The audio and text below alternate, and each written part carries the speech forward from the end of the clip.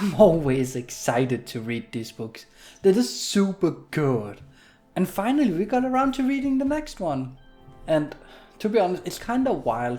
It only has 65 ratings and 9 reviews on Goodreads. Like, that's so little.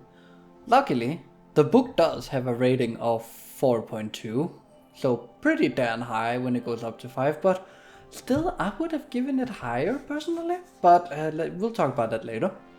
So this third book came out in June of 2020 in Japan, and in May of 2022 it was published by Airship in English. The series currently has 5 books in English, while there's an additional 6 Japanese books. So let's talk about the cover. So when looking at the cover, we see a lot of references to the important parts of the story. In the background, we see the inn where Kaori's mom lived. It's most likely the inn because the bookshop has been portrayed differently in the other what's called books. So this is probably the inn where Kaori's mom lived, and we have Nya looking over it, just like they did in the beginning of the story.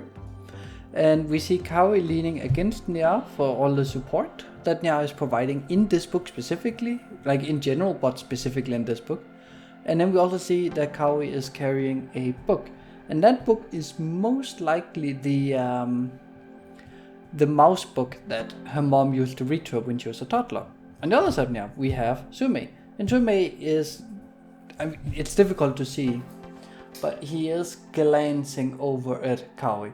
And the reason why that's interesting is because in this book he takes on more of almost a protector role for Kaori and helps her out. So you could argue that he's keeping an eye out on her, supporting her, protecting her, so you know. And then in the sky here, we have some fireworks, just a little bit, symbolizing the New Year's and the Christmas that is that's going on during this book. So let's get to the prologue. I honestly, even though I just talked about how good these books are, I forgot how unique they are to read. They all read so differently from Western fantasy, but I love them. I love that they have a bit of a different pacing and way of telling the story. And this prologue is super cute. We get to see Nya, who doesn't agree with the elders. Like, Nya's talking with an older cat spirit, and the cat is like, "Oh, you'll soon forget how it is caring about humanity and just want to eat them." And we kind of get a background on Nya, and we know Nya found Kaori when she was little, but now we get to see what actually happened and what kind of made a dangerous spirit like Nya stay with Kaori. And so some tears were described as being like peridots, and I had to look up what a peridot was, and it's a gemstone. So really this prologue is comparing tears of joy to gems, and I think that's really sweet, and it's a very sweet way of seeing the world. Also, the book subtitle is, let's see if we can find it here, The Black Cat's Old Friend and Gemstone Tears. So it's definitely a reference to the gemstone tears. Now let's get to story 1. I think the story spends way too much time trying to remind us who the characters are. They are all so memorable, so please, Shinobu Maru, please don't spend so much time reminding us. I do think how everyone tries to make Kaori understand Sume's feelings is super cute, especially how angry her dad got around this discussion. Both that they aren't dating and that they should be. It's kind of like the duology, like I feel most dads, especially in traditional countries like Japan, probably feels. I also like how Kaori grew up amongst the spirits, so this whole love thing is not really something she's used to and doesn't know how to handle. And the spirits they visit in this story just have the worst names for me. I've kept getting confused on who is who. Let's see if we can get the names quickly. I don't think we just can get it because they have like basically that there's 2 spirits in this first story here, and they have the same basically. We have Abe Huchi Kamui and one more, and it's pretty much Kamui Minta, I think it is, right? Yeah, I think so. It's so quickly for me to be confused on who is who, so yeah. And the confused name doesn't really make it any easier with this story because it has such a high pace for this series. So, and having spent already a great deal of time on the intro and reminding us who's who, it's just so tough to remember. And I think this is the weakest story of all the books so far. But I'm glad to be back. I love how we learn tradition, culture, and history in a fun and flavorful way. So I would not change it for anything. But let's get to the second story. So, second story, and they do have a name, the stories. I usually just write them by the number. But chapter 2 or story 2, the love lives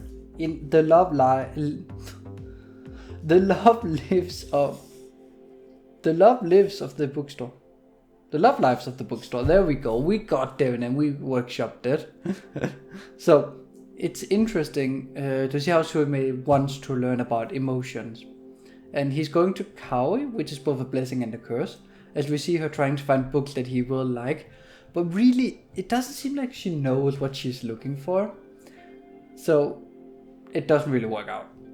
I like how Tokuchi's later on in the story's view, because Suimei has never read books, seen movies, etc. He's not tainted by pop culture osmosis. He can read the great classics, he can read Dracula, and without knowing what's actually going on. Suimei and Kaui in many aspects are also very much like similar and different, because they both know a lot about the spirit and magic, although opposite perspective, but they have no clue about the human world and feelings like love. And we get that pointed out. But just to get back to the like reading all these stories, because it's so weird, because today you can, when you're a kid growing up and you're watching cartoons or reading a kid series, quite often there's going to be that one episode that's a ripoff of some kind of classic, like Huckleberry Finn, what's called the one with the great white whale, Dracula, etc, etc. Like, so you know what these stories are about, even if you haven't read the stories. So when you pick up the book, you're like, oh, I kind of already know like the bullet point, the key bullet points throughout it. But Suimei does not do that, because he's never watched the cartoons or watched the movie or read the books or read book that references them. So he can read these books and be surprised as like the original readers back then. And I think that's pretty fun. It's also interesting to like talk about reading books. It's interesting to read a book where the two main characters clearly are in love, but neither really knows nor understands it, because as Kinmei puts it, you don't have a reference.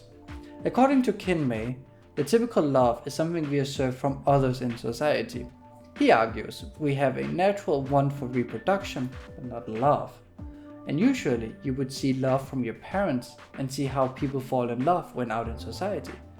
But neither Kaui nor Suimei have had the opportunity to see either. And that's an interesting point, because he might be onto something here, Kinmei. Because at what point is it a natural thing to fall in love? And I don't think we only want love for reproduction. I think there's more to it. But I definitely think it's part of it. But yeah, the entire idea of how to handle, how to behave, I think we learn a lot about that by watching other people. But spirits don't really fall in love, at least rarely do. So, and talking about more like almost philosophical stuff, the discussion about being insane because of love is interesting. And the argument is that you're kind of insane for wanting to fall in love, because then you become codependent. Whereas if you stay single, you're only dependent on yourself, and only your only person in charge of you is you. You don't have to ask like someone else's opinion. And we do kind of see that in the real world, if you can say it like that. Because some singles will think being single is freedom, and we also have expressions like calling your wife the old ball and chain, or writing "save me" under your shoes when getting married. It's all jokes, of course, but I think there might be some merit to it being kind of weird, that you are voluntarily giving up being responsible only for yourself and only having to care about yourself. Like you're giving up that to being with another human being. And yet it always happens. It's kind of weird. And I think, going back to Kinmei's argument, I think we have some things there, like definitely reproduction's part of it. I also think we are by nature wanting other people to be nearby, so we give up the individual freedom for the comfort of a family or a group. And on the other hand, because we have that argument, we also have some representation for those who are content where they are and don't feel the physical attraction, which is great. And Kinmei is the example for that, because he shows that love isn't just physical, it's also on a metaphysical level, because he's perfectly happy being where he is. He doesn't need a girl in his life, or a boy for that matter. He's perfectly happy if he could just be with his brother for the rest of his life and just joke around and have fun. And we do see people like that. We do have asexuals in real world, so it's great to see some sort of representation for them without explicitly going, look, that's an asexual, isn't that great? But more just like, hey, I'm happy where I am. I don't need anything else. Finally, the final part of the story here is the voice of the prostitute regretting not telling the one she loved her feelings because she thought she wasn't entitled to love due to her place. I think it's a great parallel to Kaori and not feeling like a normal person. I'm just sad that Shinobu had to make Kaori point it out. It would, in my opinion, have been better if she just heard the voice, started crying, yelled she would not make the same, and ran out. Still super emotional, and just like really heavy to read. I just wish that it wasn't so, here's how you're supposed to interpret it written, but more like still obvious, because I think the grade for this book is a bit lower, but at least trust the audience somewhat is what I'm gonna say. I'm kind of back to the spending too much time reintroducing your characters. It's the same thing. Now let's get to story 3. This is a very short story, but it's a bundle of joy. All the spirits trying their best to emulate Christmas is so cute. Kinmei, like how they try, and they kind of got the idea. Something about Santa, something about shooting Santa. Not quite, but it's close enough. And then Kinmei suggesting a present to Suimei, and then reveals that Kaori deep down understands that the present we buy aren't... I wrote some confusing note, let's try it again. I like Kinmei suggesting to Kaori that because she likes Suimei, she should buy him a present. And then I do like that when we get to that, we see Kaori realize that just because she likes Suimei, it gives him a present, doesn't mean the other people she likes in a different way shouldn't get a present. In this case, she gives one for No Name, and Shinoname. And I think that's great because it shows more of appreciation for those we care about instead of just being, romantically in love with. And I think that's great. That we get to see some that love is not just romantically, it's also, again, on a metaphysical, it's family. Like, the Christmas is not just for lovers, it's for everybody. And so, yeah, I do believe I heard something about, like, in Japan, Christmas is seen more of a lover's thing. So it's kind of wild, the story from there is like this. You don't hold me up on, that might be wrong. But this entire story is cute, and it does make you teary in the best of ways. It doesn't go too deep in depth with what Christmas is, but it does show how Christmas is supposed to make us feel. It's a feel-good story, and it's a great one at that. So that's the third story, and it also does have a name. I should probably start writing them down. Merry Christmas in the Spirit World. Pretty much on top. So next time in a second we'll take on the side story, The Meaning of Happiness, and where it can be found. Shitty fucking crap story. Why does this book always make me cry? It's the third book, third time it made me cry. The story's so fucking sad. As I'm writing the script, or my notes to the script, I'm halfway through and I'm crying in a bus. And I feel like it's the repetition, because I do recall the other 2 times I was crying in a train or something. Why? Why does it always happen to me? The story of Kaori's mom is abso-fucking-lutely amazing. Akio is the sweetest, most innocent woman in the world. To have all those horrible things happen to her is the tragic. And yet she just keeps going. She keeps believing Kawi is alive. It hurts. And when she sees Nia, she isn't scared, but almost hopeful that she will die. And when she's told what her family is doing, it just breaks my heart, man. It's horrible, it's sad. And she might not have been the mom who could give her daughter everything, but with what little she has, she gave her daughter everything she could. And I think honestly that's what matters here. It's not necessarily, it's not about giving you everything, it's about giving what we can, and she gives everything with what little means she has. And especially when you're talking about reading aloud the book, she realizes books is a luxury, but she wants her daughter to love reading books, so she'll just keep reading the same book because she can't afford others. It breaks my heart. And then when shown how Kawi is doing, you can feel the pain, but also the happiness that Akio is feeling. She's happy to see her daughter getting the life she wanted for her, but sad she can't give it to her herself. The end is really bittersweet. Kawi learns the truth, but the truth is just the saddest of tales. But Kawi is right, because the story also shows that she was loved by everyone. The story showed the spirits didn't just take her in because they felt they had to. They took her in because of love. Well, they kept her for love, you could say. And the story is sad but great, and I think Shinobu Maru hits a perfect way of telling, because it's Nia who's telling the story, and Nia does not show emotions. But Shinobu Maru managed to tell this so straight, without emotions, while still conveying all the emotions. And that's wild. And if you were in doubt if you should read this book, that one side story is all the reason you need. You could ignore all the other stories and just read the side story, and it would have been good. So yeah, let's get to the intermission. Honestly, I don't really have much to say. I am curious who this mystery person is. I feel like it might be a literal family member of Kawi, like a human family member, but we don't know. It could also just be an exorcist like Suimei. Hopefully we get more in the next book. So yeah. It's rough starting a story right after the side story with just Kawi being sad and gloomy. I mean, it makes sense, but it's so sad because she's just a bundle of joy normally. And I like how it's Suimei who asked her out. I think it makes perfect sense that a human is the one to know how to make her happy. Nia is trying, but doesn't realize being cooped up like that is the exact opposite of what Kawi needs. Again, we're back at the spirits not quite understanding humans, but are trying, and it's kind of cute. It's also cute how Kawi has all these feelings, just like, alright, I feel this way because I'm in love with Suimei.